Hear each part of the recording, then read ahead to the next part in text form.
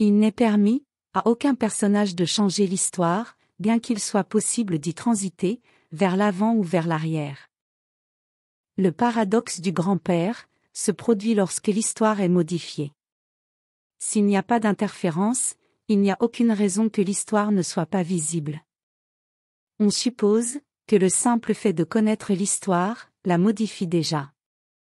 Cependant, la connaissance consciente ne représente pas une invasion destructrice, mais plutôt l'être s'appropriant sa propre histoire, sans la modifier. L'histoire de la création, ainsi que les étapes qui représentent ces insertions dans le temps, est accessible à la connaissance de tout être manifesté. Les démonstrations de révélation et de divination, faites par certains êtres se prétendant mages ou sorciers, sont très pauvres. Cette pauvreté révèle la sottise de l'usage abusif de la connaissance et des outils disponibles pour l'être.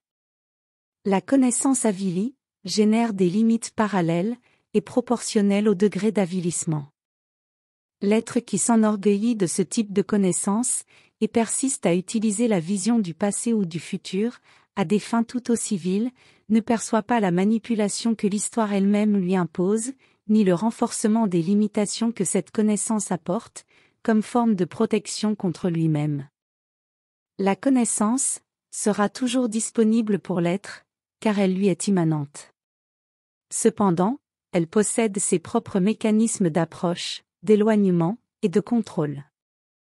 L'usage de la connaissance à des fins égoïstes provoque l'éloignement de l'être, sans toutefois éliminer ses possibilités de reconnexion. Connaissance et conscience avancent ensemble et se rapprochent exponentiellement de l'être qui travaille uniquement et exclusivement sur lui-même, avec respect et soin. Il est curieux de voir comment l'intelligence parvient à dissimuler les évidences. Il est évident que l'histoire ne sera jamais modifiée. Cependant, l'intelligence est prolifique pour construire des arguments soutenant l'idée qu'elle change constamment, à travers des interférences qui, bien qu'elle ne la modifient pas, lui confèrent des conséquences et de la consistance. L'intelligence confère de l'autorité à chaque être en manifestation, dans le but de renforcer l'existence et de justifier la nécessité de chaque être, en valorisant ses attitudes, qu'elles soient nobles ou non. Les déguisements projetés sur les évidences réduisent et rendent difficile l'accès à la vraie connaissance. La notion même de ce qu'est la connaissance est souvent masquée par des synonymes qui ne s'en approchent même pas. L'habileté avec laquelle l'intelligence insère ses idées exige de l'être un regard toujours plus acéré.